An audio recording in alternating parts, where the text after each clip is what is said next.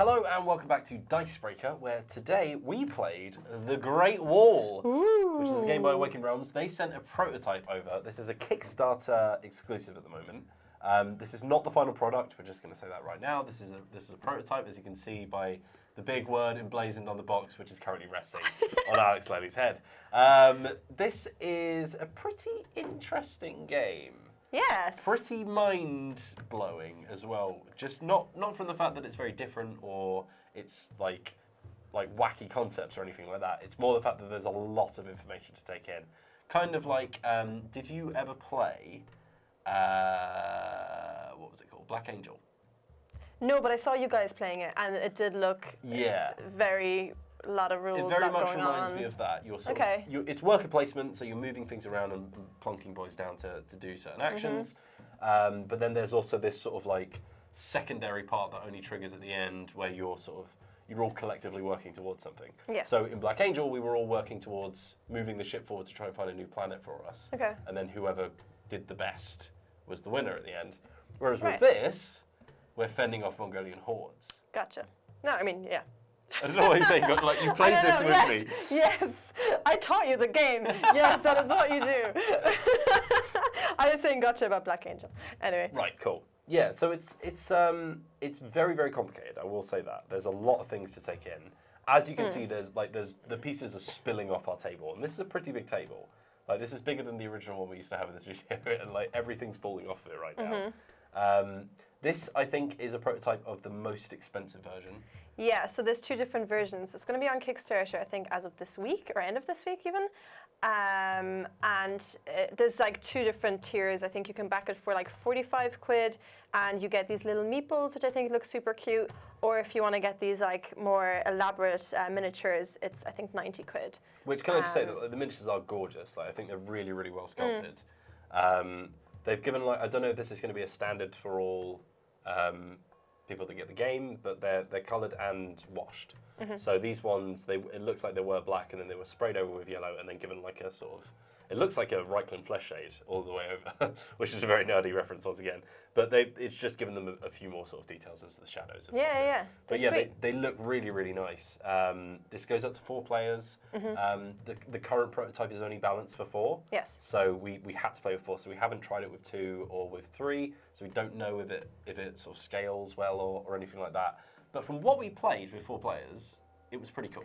It was good. It took a lot to get our heads around, and I think part of the problem, I guess, at this stage was that the rules aren't that clear. Some of it is like, they don't have the iconography in there, which would really help when you're reading the rule book. You're like, okay, they're talking about a certain area, but they're not actually showing me in a picture what that area looks like, so I'm kind of having to guess based on what's going on the actual kind of map. So it did take us a while to get our heads around it, but actually I think once we kind of were there, it was really fun, I think. And I really enjoyed that there's like kind of an element of, obviously you're playing against each other with trying to get the most honor, but then there's also like a little bit of working together where you're kind of like trying to band together and make sure like, okay, we need to put more army there, more walls there, because otherwise we're just not going to be able to defend this set of hordes that's trying to attack us. So I think I love that kind of like semi-cooperative kind of thing, I guess. Yeah, I always call it like a man of the match game, where it's like you're all working towards the same goal, but one of you's done it the best, kind of thing. And I think that the cool thing about this is the fact that like, it's not just the fact that you're all working towards a similar goal and tackling it from different angles. Like, we had to work together. We had to say, look, if you just put 2 more soldiers here, we can actually kill this guy and he won't storm our camp. Yeah. So there was an actual aspect of, if the Mongolian hordes sort of went through the wall and managed to breach our defences, then everyone suffered. Yeah. So it wasn't just the fact that whoever was guarding that part of the wall lost points or anything like that. Everyone lost resources. Yeah, every single Mongolian has their own sort of like breach effect. So for example, this one makes you lose the blue resource, this one makes you lose gold, this one makes you lose... Picked up the... I think these ones have their own special ones where you flip stuff. Show this to the camera. Here you go. Oh wow, this one's actually pretty cool. Actually, lose 1 overseer level. Didn't realise that. Oh wow. So essentially, these guys are going to try and storm your camp, and if you have enough soldiers to kill them, then you can stop them outright. But if you don't manage to kill them, then they go up against your defences. So this is where you start building sections of the Great Wall, and then you can also put these little palisades next to the wall as well, which give you like a little two-point boost. But essentially, if the combined strength of all of the soldiers in that row is greater than the strength of your defences, they breach, and they all trigger their effect. And comparing the row that we have here, for example, this one makes you lose 3 meditation, which is a really useful resource. This one makes you lose 2 of your tactic cards, which can really help you kill off enemy aggressors. And this one makes you lose 5 resources of any type. Wow. So if all 3 of those came in at once, it would absolutely devastate you. And if you've got anything that you can't pay for, you lose victory points instead. So it's huge. Yes. Absolutely huge. But the way that the game actually works is essentially worker placement, as you said, right? Yeah. So. Yeah. So on your turn, you play the command card, and then you get to place however many of your clerks on these spaces. And once the kind of row, the spaces are filled, you get a payout. So in this case, it would be stone, and blue would get 3 stone, so 1 for each clerk. And if you actually have one of your soldiers on here, you get +1, +2, or +3, depending on where they are on this little bit. If you actually fill up a whole row by yourself, you lose honor. You lose 2 honor in this case, 4 for gold, and so on and so forth. Honor being victory points. Yes, sorry, yes.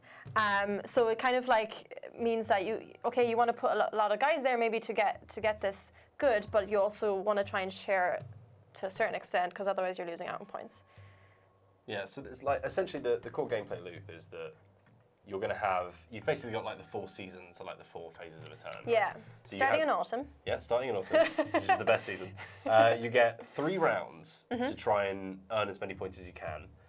If at the end, all of the Mongolian hordes breach through, it doesn't end the game with no one winning or anything like that. It's just who has the most points at the end. So essentially, you're going to look through your card of command cards. Look through your hand of command cards. I'm ill, leave me alone. And you're going to choose one to do, right? So depending on how much tea you have? Yes. Is it just tea? It's called tea track. It's just called the tea track. Fair enough. Depending on how much tea you have, not RuPaul tea. Not RuPaul tea, genuine drinking tea. You get to choose which of the actions triggers when, right? So your one, you could say, all right, I want to go third, and then the other people around the table will fill up the other slots. So essentially what you're going to be doing is you're going to be activating the first row. So this one is raise banners, for example. So it'll give you a free soldier, and then you move one of your advisors to the barracks, and then one of your clerks, sorry. Advisors is something else, that's why I keep correcting you. And then one of your clerks will go somewhere else, and then that's up to you, right? But then there's... I'm sorry, I'm full of cold right now. The other thing that you need to consider is that whenever you do a special action, everybody else gets to do the gold part. So in this case, it's just everyone gets to move one of their clerks to another location. It's usually a much more simplified version of what you've done. It's usually move 1 or 2, I think. But some of them will be a bit more sort of like for example, despotism will allow you to move 2 instead of 1, right? So you're giving your enemies more of an opportunity to do things. So whilst you're getting the powerful effect of the card, you're also allowing other people to do things, which is an interesting little balancing mechanic. But then once you've triggered all of your actions, you're going to be essentially gathering resources. So you might gather some gold. Meditation is really useful for keeping your soldiers alive because you can spend it to save them. You've got wood and stone, which you can use for recruiting. And then gold, whilst it's only used on the table for either building stuff or turning soldiers into cavalry, you only get 2 cavalry each, so they're pretty spare. Yeah, they're pretty strong. Sparse, rather, not spare. You can also use the gold to buy upgrades. Which we kept forgetting. Yeah, we kept just, not having gold. At the end of the turn, we were just skint, and we just had nothing spare. So annoying. But you can buy extra clerks, so you can do more actions. You can buy these advisors as well, which I keep accidentally saying. But they give you these special powers. You start with 1, but you can accrue them over the turn. And then you have a general what you start with at the turn. There's so many elements to this. There is a lot, yeah. Your general also gives you a special power, and it changes the amount of the resources you get each turn to start and with. It also decides where you are on this T track and on the leadership track. Yeah. So the leadership track is this other kind of dragon track, and that's kind of comes in for the military bit a bit more. Yeah. So the T track is essentially economics, and the leadership track is essentially when you're fighting. And then that all sort of goes ahead, and then you all have to fight the Mongol horde. So then you're sort of picking turns to fill up these slots on each card. So anything that's got a red border is essentially like a damage spot. And if you Yeah. fill up all the damage spots, then you kill it. But there's also like these extra ones where if you think that you're going to kill it anyway, you can sort of like, push your luck a little bit and go, oh, well, I'll shove one here. It's not going to do any damage, but I'll get resources. Yeah. Because you get what's ever in the square whenever you cover it up.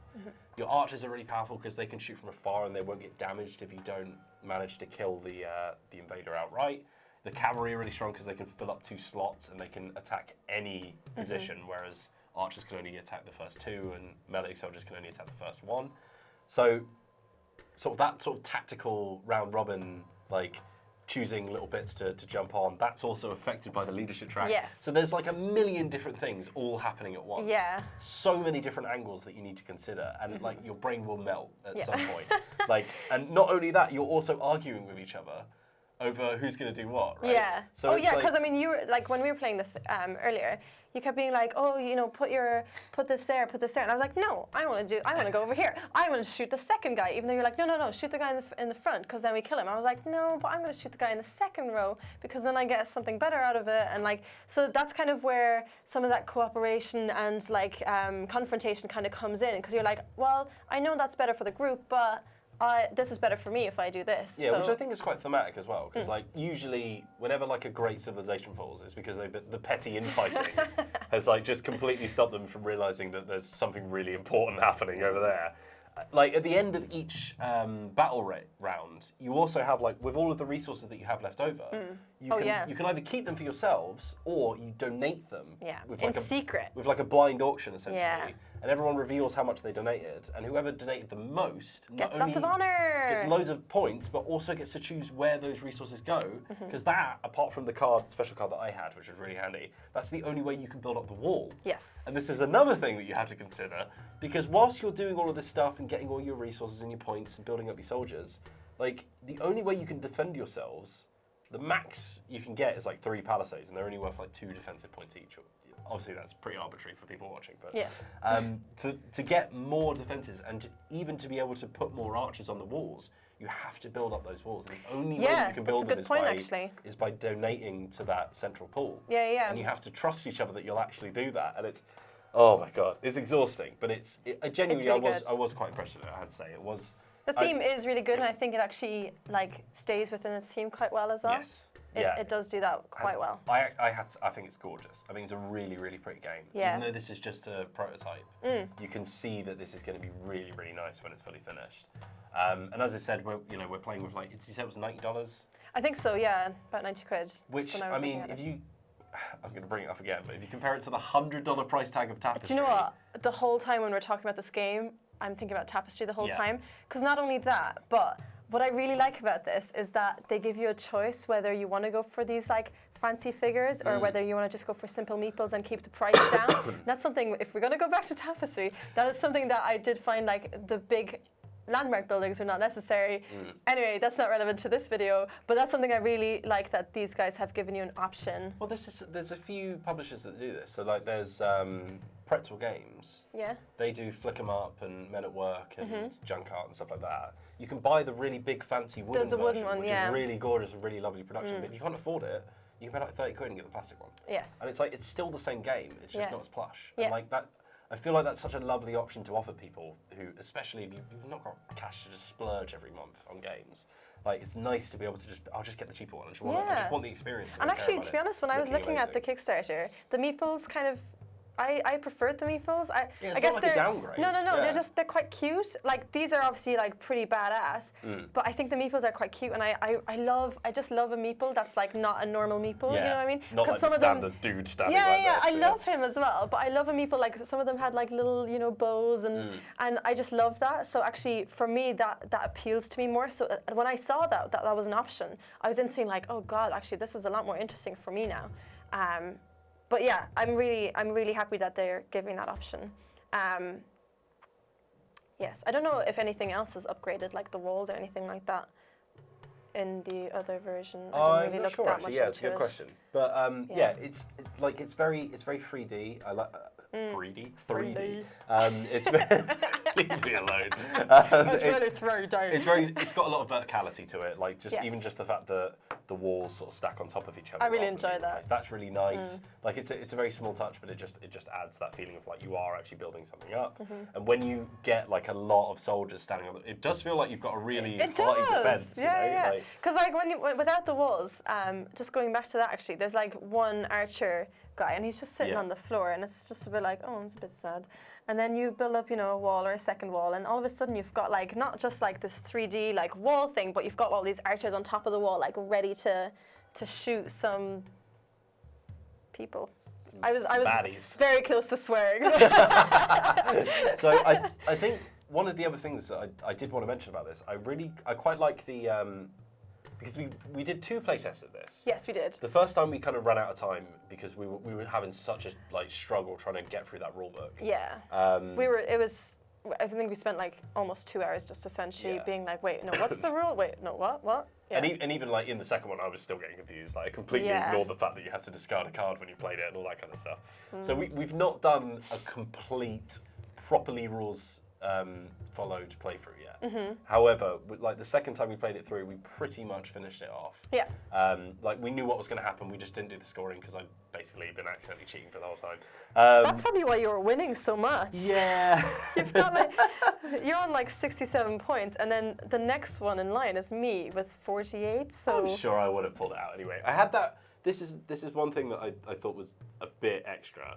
Like this scaffold builder essentially allows you to build walls out of turn, and you get 8 points every time you do it, which is like pretty massive. But you did that how many times? Like 3 times. Yeah. Whereas I had the guy who every time I send a horseman into the battle, I get 3 points, and I did that like I think 4 times maybe. So I mean, that's quite good. Yeah, I mean there's a few things that I think could be a bit more balanced. Like some of these advisors just feel a bit naff. To be fair, we barely looked at the advisors. I think because we kept running out of gold, we didn't really get much of a chance to look at like the whole deck. So I wouldn't feel comfortable giving, I guess. Sure, yeah. I just think it's like of the ones that we had the option to pick from. I was like, nah. Yeah, like, I felt like that as well. Why would I spend valuable resources on it? Yeah. Especially seeing as this person's special ability is that I could use gold as any other resource. Which meant okay. the gold was even more valuable for me. So it was like, yeah, it was difficult. But one thing that I think really works in this game is like it has a really interesting sort of like story arc, where it's like you start with nothing. Yes. And you're like, the Mongols feel like terrifying. Yeah, because it's like, I'm going to lose everyone dies. We were like, are you sure that's the rules? Everyone dies. Like it was terrible. But then like once you start building up those defenses and you, pardon me, once you actually kill someone off, then you're like, oh, we killed him. Yeah, we can do Everyone's that. still alive. Yeah, Like it doesn't matter how many soldiers we put on there. Like they all come home. Yeah. And suddenly you've got those reserves for the next round, and that's when it starts to really pick up. And then you're like, okay, now I feel powerful. Yeah. And now instead of being like, okay, we have to go on these slots to kill it, now it's suddenly like, no, I don't want that slot. You do that slot. I want these points, you know? And it got a bit more interesting. And yeah, I do think this is really a really, really exciting game. Yes. I think it's a really pretty game. I think there's a few things they need to iron out, but considering this is just a prototype, really, really promising. Yes. Yeah, I agree. I think once we got over the kind of hurdle of the rulebook not being that clear in spots, I think it was really fun to play. So I think once that rulebook is more clear and I guess they iron out whatever they need to iron out, I would definitely be up for paying the whatever it is to get the meeple version, because I really want the meeples. So just to clarify for everyone, so this is launching on Kickstarter this week. Yeah. Ish. If you're watching this in the future, that means absolutely nothing to you, but we'll have a link in the description. Obviously, we haven't been paid to talk about it or anything like this. This is just our opinions from what the prototype that we got sent was. If you are interested in this, Kickstarter is a weird one. There are some risks with kickstarting things, so like we can't completely assure you that you'll get the exact thing that we've got right here because it's not finished.